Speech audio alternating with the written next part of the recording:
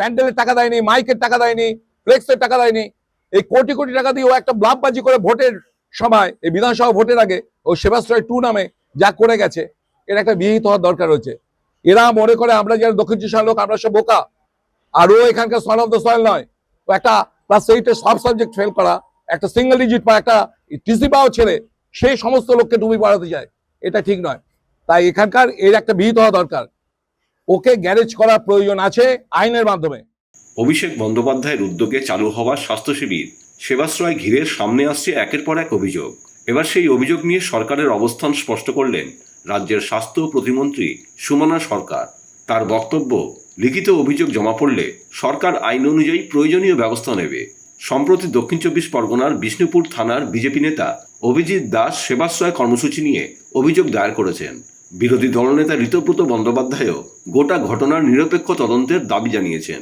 চিকিৎসকদের অভিযোগ, Indian medical অ্যাসোসিয়েশনের পশ্চিমবঙ্গ শাখার যুগ্ম সম্পাদক ডক্টর রঞ্জন ভট্টাচার্য অভিযোগ করেন, অনেক ক্ষেত্রে হোমিওপ্যাথি ও আয়ুর্বেদের ছাত্রদের সাধারণ মানুষের কাছে নামী চিকিৎসক হিসাবে উপস্থাপন করা হতো। তিনি আরও দাবি করেন, রোগীদের দেওয়া ওষুধ নামী সংস্থার ছিল না। দ্বিতীয়, তৃতীয় ও চতুর্থ বর্ষের ছাত্রদের শিবিরে যেতে বাধ্য করা হতো। বদলির আশঙ্কা ও প্রশাসনিক চাপের কারণে অনেকেই অনিচ্ছা সত্ত্বেও অংশ নিতেন। অন্যদিকে আইএমএর সদস্য ডক্টর প্রশান্ত ভট্টাচার্য অভিযোগ করেন, সেবাশ্রয় নিয়ে আসা হতো আয়ুর্বেদ ও হোমিওপ্যাথি চিকিৎসকদের, যারা মডার্ন মেডিসিন প্র্যাকটিস করেন। ওখানে তাদের খুব একটা ভূমিকা ছিল না। তিনি বলেন, ওষুধের উৎস এবং গোটা ব্যবস্থার তদন্ত হওয়া উচিত। এছাড়া আইএমএর সদস্য ডক্টর অশোক নন্দী অভিযোগ করেন, কিছু মেডিকেল রিপোর্ট কৃত্রিম বুদ্ধিমত্তা অর্থাৎ এআই এর সাহায্যে তৈরি করা হয়েছিল। দেখুন, একটা ক্লাস 8-এ সব সাবজেক্টে ফেল করে একটা ছেলে, সে মনে করলে যে সরকারি যা ব্যবস্থা আছে তার থেকে আমার ব্যবস্থা আরো উন্নততর। এই জন্যই সে সেবাশ্রয় মডেলটা করেছিল। এবং ন্যাচারালি যা হয়, বাচ্চা ছেলে হাতে খেলনা দিলে, পিস্তল দিলে যা হয়, তা সেইটাই হয়েছে। একটা আনএডুকেটেড একটা ভুসি মাল সে আমাদের দক্ষিণ চব্বিশ ডায়মন্ডবাসীর স্বাস্থ্য নিয়ে ছেলে খেলা করেছে। কত লোকের কত ক্ষতি করে দিয়েছে, ইনভেস্টিগেশন করলে বোঝা যাবে। পর্যন্ত 9টা অভিযোগ আপনি প্রিপেয়ার করলেন, এখনো পর্যন্ত অভিষেক বন্দ্যোপাধ্যায়কে প্রশাসন কোনো টিকি ধরতে পারছে না। এটা বাজে কথা, কোনো টিকি ধরতে পারছে না। দেখছেন না ওর ইনকোয়ারি চলছে। সবকিছু সোজা হয় না। একটা বড় গাছকে যদি কাটতে হয় না, তার ডালপালাগুলো কাটতে হয় প্রথমে। আপনি দেখতে পাচ্ছেন তো অভিষেকের অপারেশন অ্যাসেট যারা পলিটিক্যাল লেভেলে আছে, এক এক করে অ্যারেস্ট হচ্ছে কিনা। সবাই হবে অ্যারেস্ট, তারপর ওকে ধরা হবে। যখন বড় মাছকে ধরতে হয়, খেলিয়ে খেলিয়ে ধরতে হয়। তো ওকে আমরা এই যে পুরো অক্টোপাসের মতো এই যে কমপ্লেনে জড়াচ্ছ, আরো অনেক জমা পড়বে। ও যা পাপ করেছে, ডায়মন্ডবাসীর সঙ্গে যা পাপ করেছে, ওকে ছাড়লে আমাদের পাপ হবে, ওকে ছাড়া যাবে না। আর ওর যে ডায়মন্ড মডেলের যার ব্রেন চাইল্ড সে সুমিত রায়, তাকেও ছাড়া যাবে না। যে করে ওকে খুঁজে বার করে ওকে এই তদন্তকারী সংস্থার সম্মুখীন হতে হবে। আমি জানি না আপনাদের অনেক চ্যানেল সেটাকে জাহাঙ্গীরের বলেছে, ওটা জাহাঙ্গীর এরিয়া নয়, ওইটা হচ্ছে সাবির মাহমুদের হিজব এরিয়া। সেখানে দেখেছেন যে সমস্ত ওষুধগুলো তদন্তকারী সংস্থার হাত থেকে বাঁচানোর জন্য ওরা ডাস্টবিনে ফেলে দিয়েছে। আরে ওই যে এই যে বায়োমেডিক্যাল যে ওয়েস্ট, এগুলো যেখানে সেখানে ফেলা যায় না, যেখানে সেখানে ফেলেছে এরা। কোনো আইন কারণে মানে অভিষেক আর ভাইপো আর তার গ্যাং, এদের ছাড়া উচিত নয়। আর এখানে ডায়মন্ডের ভাইপো গ্যাংয়ের এই যে সন্ত্রাসের প্রথম সূত্রপাত হয়েছিল 3 জন ব্যক্তির দ্বারা।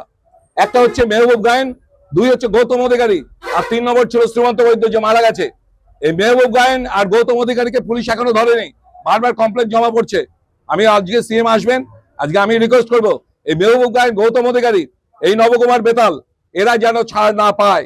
এদেরকে ধরতে হবে। সাবিব, কাউকে ছাড়া যাবে না। ভাইপো গ্যাং এর মধ্যে যারা যারা রয়েছিল অপারেশনাল অ্যাসেট, এদের কাউকে ছাড়া যাবে না।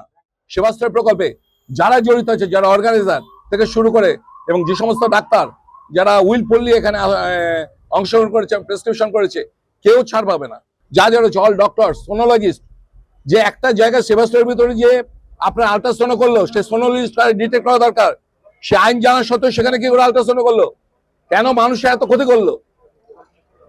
এগুলো যারা, এগুলোর বিহিত হওয়ার দরকার নেই। আমরা কি দক্ষিণ চব্বিশ লোকেরা কি সমস্ত কি ওদের হাতে পুতুল নাকি? এখানে পঞ্চায়েত নির্বাচন করতে দেয়নি অভিষেক ব্যানার্জি। আগে এরকম ছিল না। আগে ওখানে তৃণমূলের এমপি ছিল, আগে ওখানটায় সমীর মিত্র ছিল, আগে এখানটায় সুব্রত বক্সী ছিল। কই সেই সময়তে এরকম অত্যাচার হয়নি, এরকম অরাজকতা হয়নি? অভিষেক ব্যানার্জি একটা অভিশাপ আমাদের ডায়মন্ডবাসীর। এই জন্য অভিষেক ব্যানার্জির এগেনস্টে আমরা এই জিহাদ ঘোষণা করেছি। যত রকম দুর্নীতি যা করেছে এক এক করে আমরা এক্সপোজ করছি। এটা নিয়ে 9 নম্বর আজকে কমপ্লেন জমা পড়লো এবং এফআইআর হবে। আমি আবেদন করেছি এসপির কাছে যে সিট গঠন করে এটা সিআইডি কে দিয়ে স্পেশাল ইনভেস্টিগেশন টিম করে এটাকে তদন্ত করা হোক। যারা যারা এই চক্রের সঙ্গে রয়েছে, যারা মানুষকে ক্ষতি করেছে। কালকে দেখালেন, আমি দেখালাম একজনের পা কেটে বাদ করেছে একজন মহিলার, এই সেবাশ্রয় থেকে রেফার করা হয়েছিল তাকে, তার জলজান্ত একটা সুস্থ মহিলাকে পা কেটে বাদ দিয়ে দিল এরা। এটাকে ছাড়া যাবে না। এখানে হসপিটাল রয়েছে।